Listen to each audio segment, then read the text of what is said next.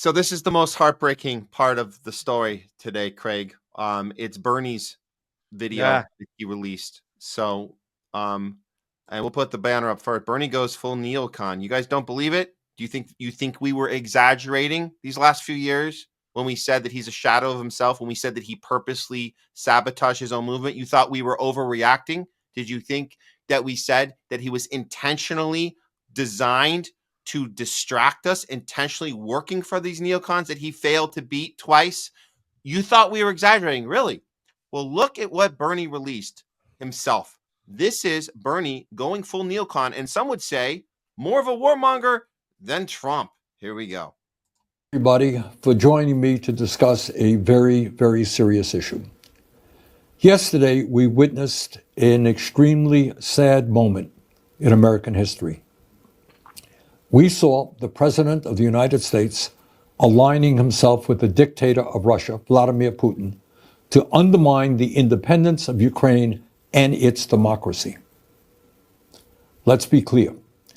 Trump is showing us that he sees one of the world's most brutal dictators as his friend and our longtime democratic allies in Europe as his enemies. He wants a world that is safe for authoritarians and oligarchs, but extremely dangerous for democracies. It will not surprise you when I tell you that Trump is lying, as he so often does. Yesterday, Trump said that Ukraine started the war. That's not true. Russia invaded Ukraine twice, first in 2014, and then again in 2022. Right now. Oh, God, I have to stop there. Oh, Wow, my what a God. lie. Oh, What a lie. He knows he's lying. He knows he's lying. Yeah. Jesus, man. Wow, what a lie. Okay. All right. Let's hear a couple more minutes of this. Now, Russia occupies about 20% of Ukraine. Since Putin's horrific invasion, over 1 million people have been killed or injured. Every single day, Russia continues to rain down hundreds of missiles and drones on Ukrainian cities. Putin's forces have massacred civilians and kidnapped thousands of Ukrainian children, bringing them back to Russian re-education camps. Okay, that's Jesus, man. Wow. Man. He's gotten Alex Jones on us. He's the Alex Jones of the left now. Wow, man. Oh, God. Wow, that hurts. Alex Jones was the Alex Jones of the left when he started. He was. Oh, my God. Re-education camps. He saved a bunch of kids. He also discovered all the biolab. I mean, the stuff that was discovered there by Putin. I mean, my God, and he knows this. Victoria Nuland admitted this about the labs, about what we were doing there. We know all this. This isn't some this. This is insane. Yeah. Okay. Look. Do you want to play? Do you want to hear a little more of this, or do you want to respond? You gotta go play a little bit more. Let's play a little more. Okay. These atrocities led the International Criminal Court to issue an arrest warrant for Putin in 2023 as a war criminal. Further, Trump called Ukrainian President Zelensky a dictator. That's not true either. Zelensky won 75% of the vote in free elections. In fact, his approval rating is higher than Trump's. In the midst of a brutal war, Ukraine's parliament continues to function and free and unfettered political debate takes place. So it's funny that he skips over the dictator charge and says, oh, he won a free election. Yeah. Really, because all of the claims on the left by Bernie and all the people saying Trump's a dictator. Well, he wasn't a dictator the last 4 years. Well, he's going to be one this time. He's going to be. So what are the other accusations of being a dictator, Bernie? How about not having another election once you're in power? How about criminalizing churches and journalism and going and in everything, criminalizing everything and stopping elections? That was the big one. You accused Trump of he was going to stop elections. So he's skipping over the thing that you should really know. He knows deep down. Deep down that's not true. It's funny. Yeah. It's connected to because Bernie has been taking so much opinions when it comes to foreign policy from a guy named Matt Duss.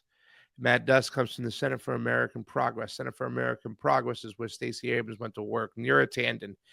These are pro-war, anti-Russian hawks think tanks. And Bernie Sanders is just taking a bait, line, and sinker. I mean, I have to just say this much because I know we have to get out of here. We have some guests. You have some guests waiting. But I will just say, and I could sit here and dissect every single part of this bullshit, that Bernie Sanders has to be one of the greatest disappointments of all times. You know what I'm saying? One of the greatest sellouts of all times. And if I ever see him, I would tell him that, you have to be one of the most greatest sellouts, disappointments of all time. I don't think you realize, Bernie, how many people you let down. And that is your legacy, a sellout. Total sellout. Let's hear from the people that supported him, like us, that saw the BS. Hopefully, I wish we had seen it earlier, but we all saw it. At some point, we knew it wasn't by accident. It was on purpose. He rigged. He was there to hurt us, to distract us on purpose. He's not one of us. He's not our friend. This is from Nick and Sabby, Revolutionary Blackout.